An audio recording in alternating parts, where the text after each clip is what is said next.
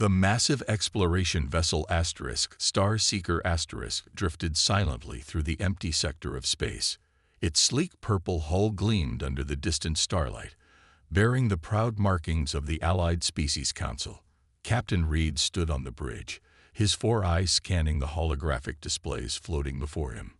His scaled skin reflected the soft blue glow of the ship's instruments. "Captain, we're picking up something unusual in Sector 7, reported Officer James, her tentacles dancing over the sensor controls. "It appears to be a derelict vessel." Reed's upper eyes narrowed while his lower pair focused on the data stream.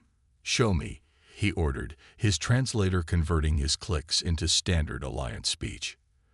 The main view screen flickered to life, revealing a massive dark shape floating against the backdrop of stars.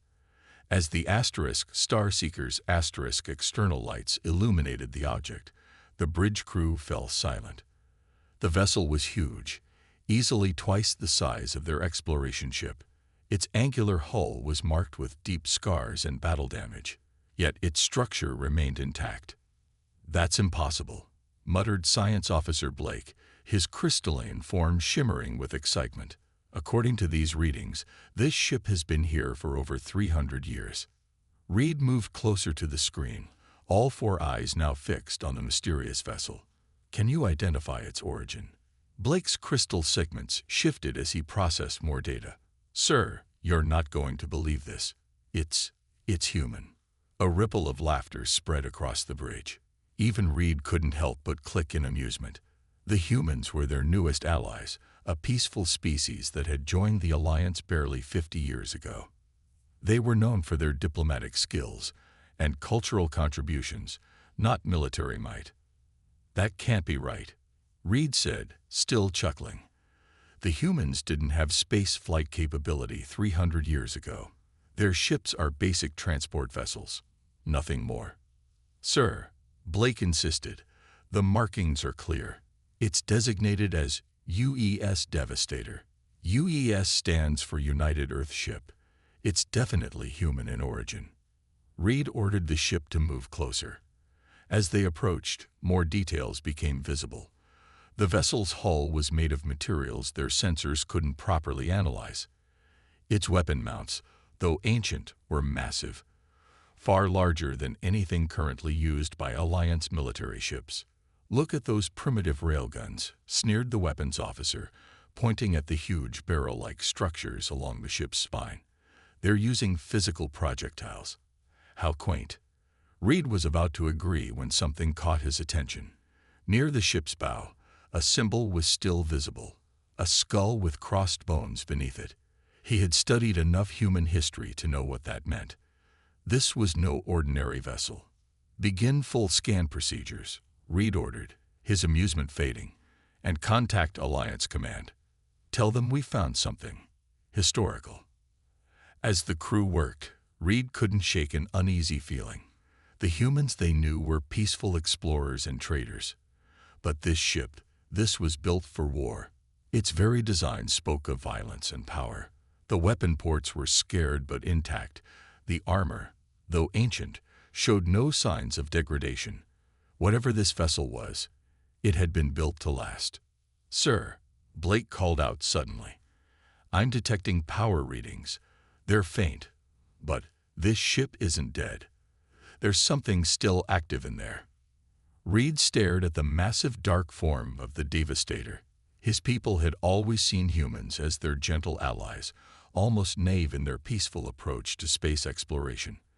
But as he looked at this relic of their past, a troubling thought crossed his mind. What if they had been wrong? What if the humans weren't peaceful because they had to be, but because they chose to be? "Send a second message to command," he ordered quietly. "Mark it Priority 1. Tell them we may have found something that changes everything we thought we knew about our human allies." The Star Seeker continued its scan, its sensors probing the ancient warship. In the darkness of its hull, deep within its armored core, something stirred. Something that had waited 3 centuries to be found. 3 days after discovering the ancient warship, the Star Seeker's docking bay opened to receive a small transport vessel. Captain Reed watched as Tom Wilson, the Alliance's human military historian, stepped onto his ship. Wilson was older than most humans Reed had met, with gray hair and weather-worn features that spoke of years spent studying old battlefields. "Welcome aboard," Reed said, trying to hide his disappointment. He had expected someone more impressive. Wilson wore simple clothes and carried only a worn databed. "I trust your journey was comfortable." Wilson nodded, his eyes already looking past Reed toward the observation window where the massive form of the Devastator floated in space. "That's her, isn't it?" he asked quietly. "The Planet Breaker." Reed's 4 eyes blinked in confusion. "A what?" "Planet Breaker," Wilson repeated, walking to the window. "That's what they called these ships during the Dark War. Most records from that time were lost, but the stories remained." The bridge crew had gathered to watch, many of them whispering and chuckling at Wilson's dramatic words.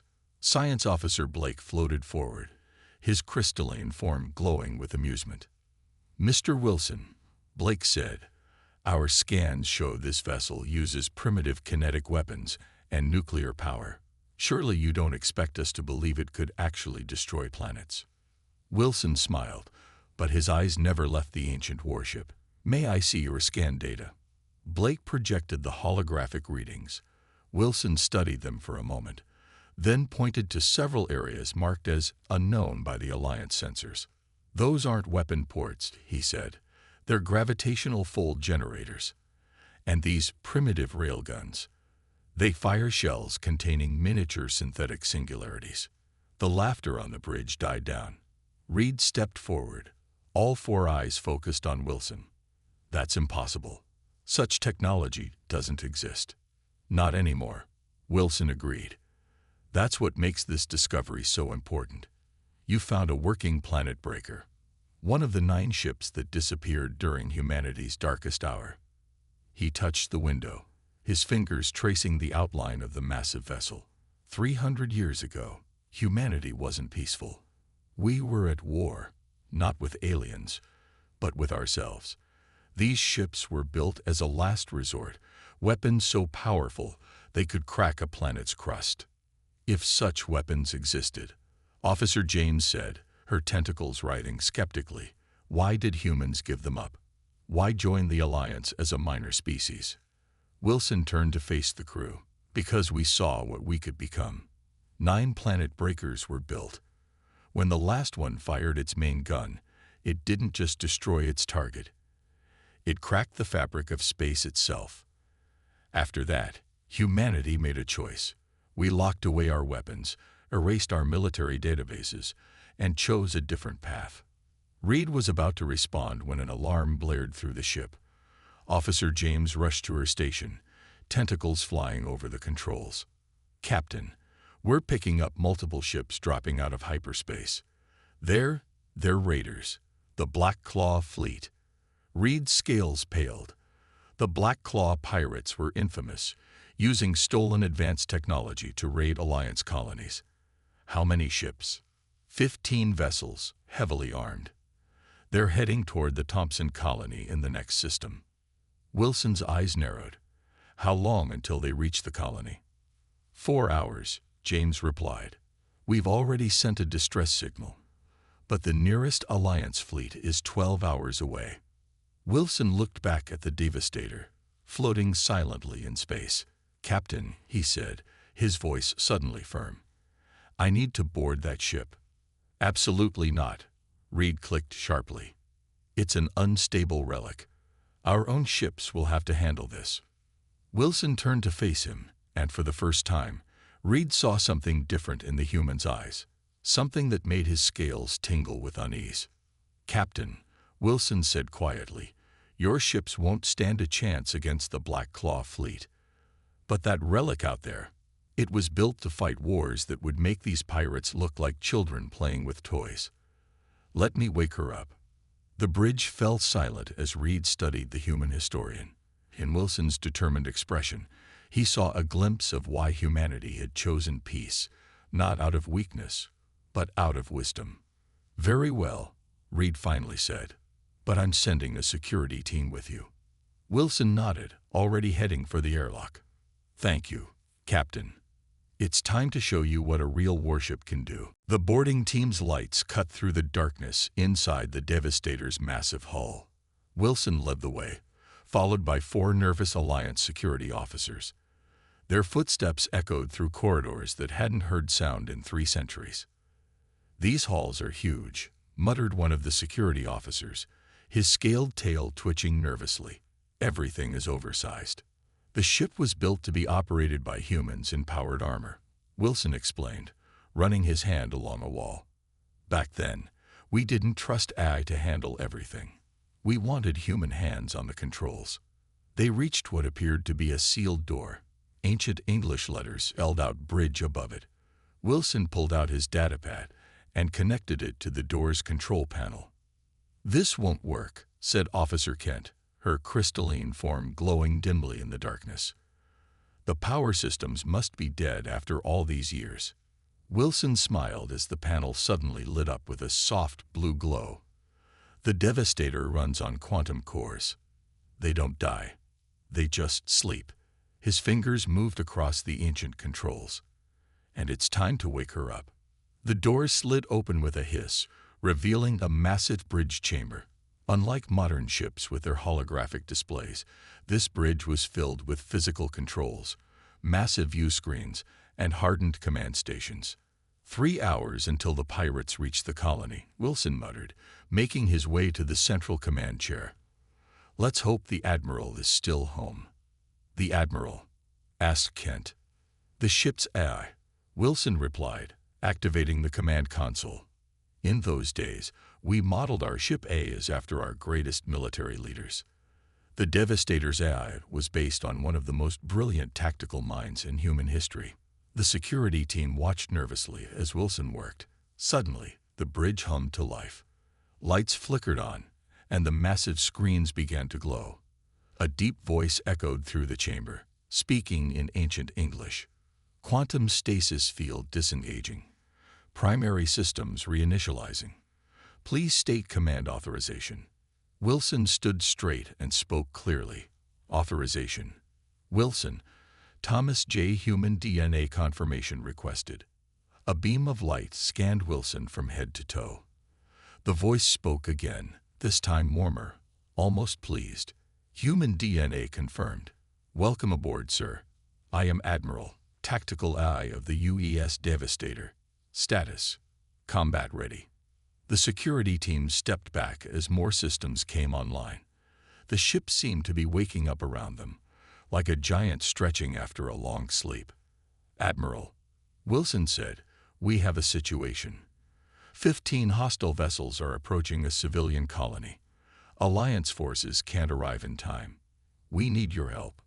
The AI was silent for a moment, processing. "Understood. Accessing current tactical databases, analyzing enemy capabilities. Sir, these pirates appear to be using stolen Galactic Alliance technology. Their shields and weapons are primitive by our standards." Wilson nodded. "Can we stop them?" "Affirmative. All weapon systems are operational. However, I detect non-human life forms aboard. Please confirm. Are these aliens allies?" "Yes, Admiral.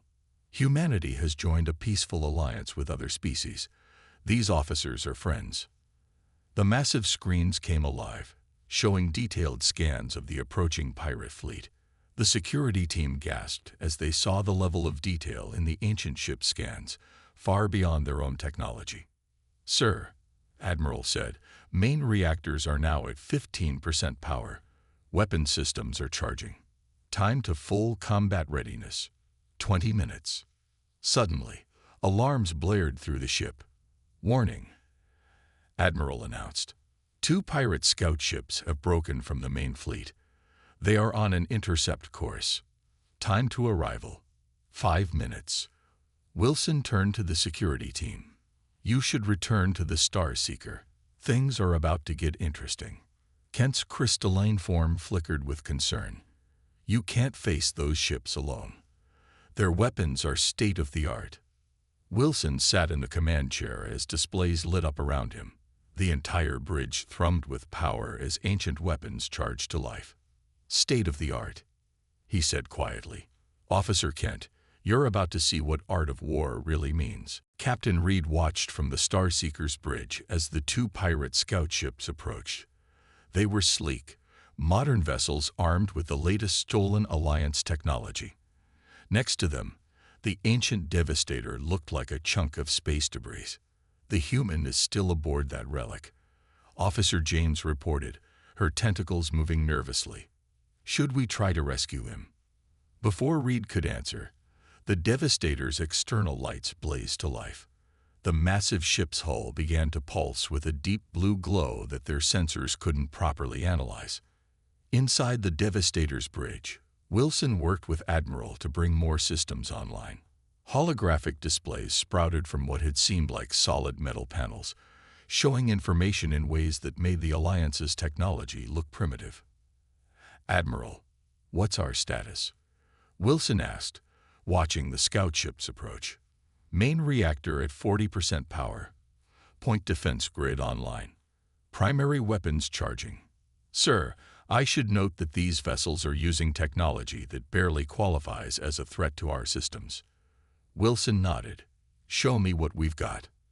The bridge walls seemed to disappear as a full 360-degree tactical display surrounded them. Wilson could see every detail of the approaching ships, down to the smallest power fluctuations in their engines. "Their shields operate on a standard energy deflection principle," Admiral explained. "Our quantum-phased weapons will ignore them completely. They're using plasma-based weapons that our armor was designed to absorb." On the Starseeker, the crew watched in amazement as sections of the Devastator's hull began to shift and change. What they had thought were simple armor plates revealed themselves to be layers of defensive systems. "Incoming transmission from the scout ships," James announced. "They're demanding we surrender the derelict vessel." The pirate ships fired warning shots, their plasma beams flashing through space. The shots struck the Devastator's hull and simply vanished. Inside the ancient warship, Wilson smiled. "Admiral, show them what point defense looked like in our time." "Gladly, sir." Activating micro-missile swarm. What happened next left the watching alien speechless. Thousands of tiny lights erupted from the Devastator's hull.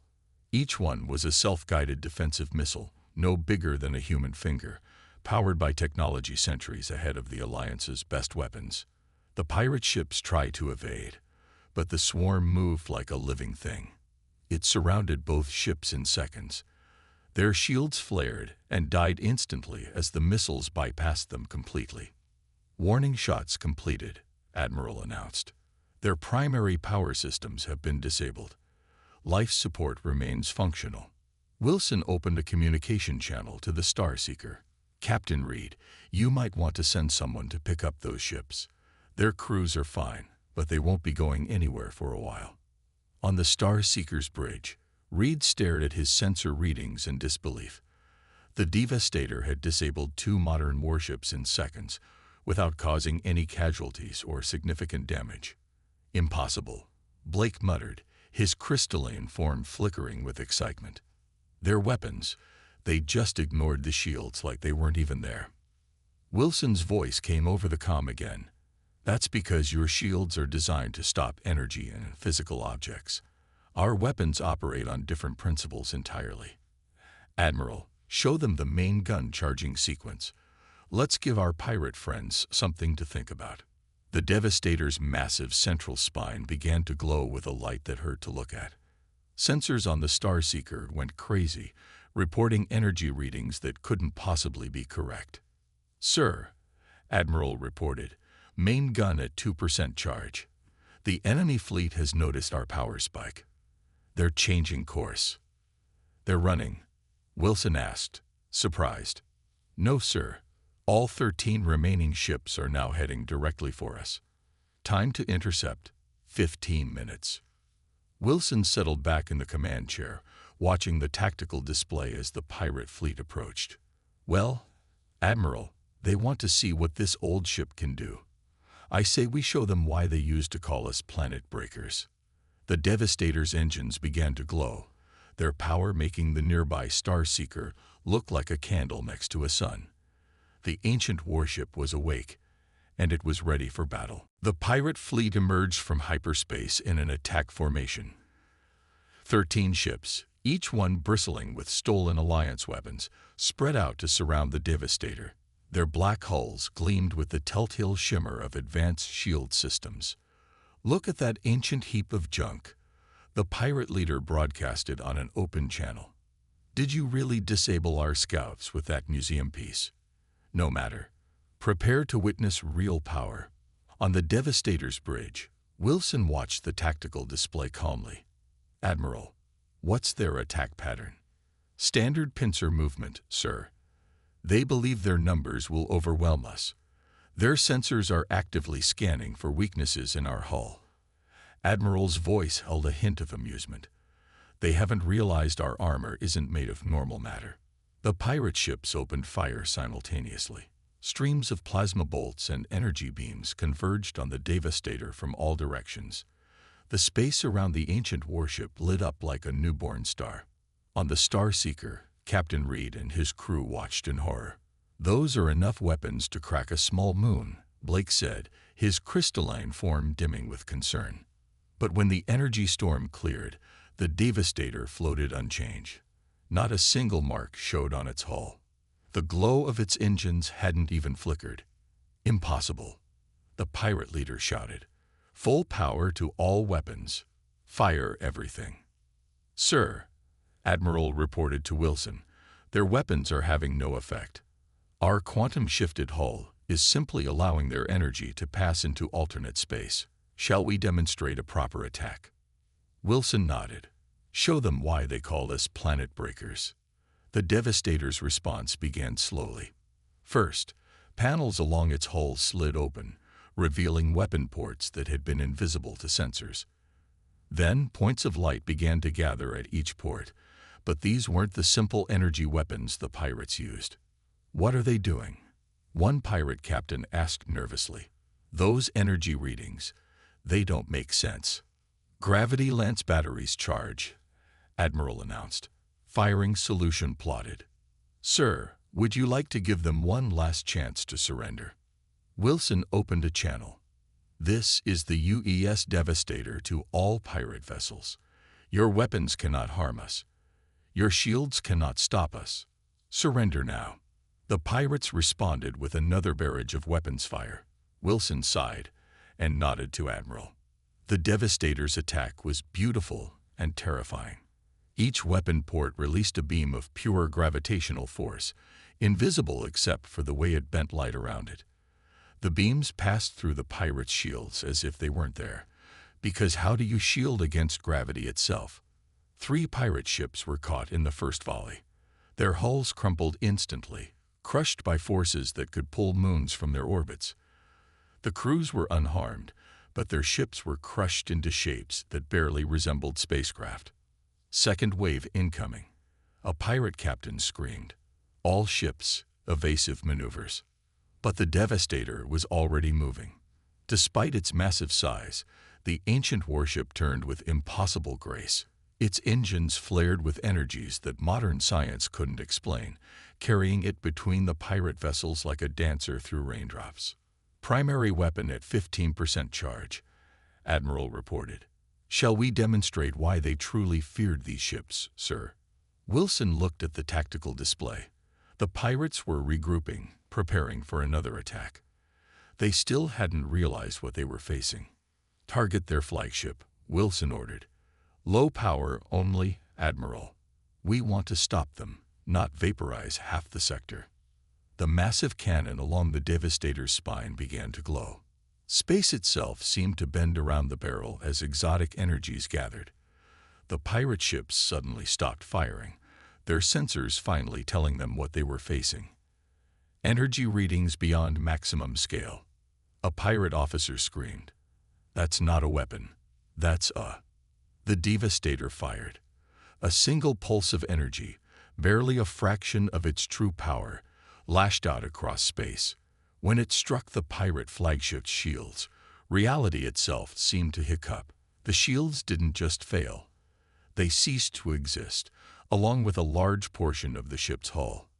The remaining pirates watched in horror as their leader's vessel drifted powerless, a perfect circular hole carved through its center. There hadn't been any explosion, any debris, just a clean hole where matter had simply stopped being. Silence filled the space battlefield as the remaining pirate ships stared at their flagship's perfect wound. The hole cut through its hull was so clean it looked like a surgeon's work, edges smooth as glass, where reality itself had been pushed aside. "What kind of weapon does that?" Captain Reed whispered from the Star Seeker's bridge. His 4 eyes were fixed on the sensor readings that made no sense. Wilson's voice came over the comm channel, calm and steady. "That was a spatial folding cannon. It doesn't destroy matter. It simply moves it somewhere else. We found out the hard way that destroying too much matter too quickly could damage space itself." 3 pirate ships broke formation, turning to flee. The Devastator's engines pulsed once, and suddenly the ancient warship was between them and their escape route. It hadn't flown there. It had simply appeared. "Quantum translocation drive," Admiral explained to the stunned pirates. "Your faster-than-light drives push through space. Our steps outside it briefly. A small difference, but an important one." The remaining pirates gathered in a defensive circle, their weapons charged but not firing. Their sensors were finally showing them what they were actually facing. The Devastator's hull wasn't just armor. It was layers of technology that manipulated fundamental forces of the universe. "Admiral," Wilson commanded, "show them the defense grid. Full spread." The space around the Devastator suddenly filled with light. Thousands of tiny drones emerged from its hull, each one carrying weapons that could crack modern warships. They formed complex geometric patterns around the ancient vessel, creating a web of defensive fire zones that no modern ship could hope to penetrate.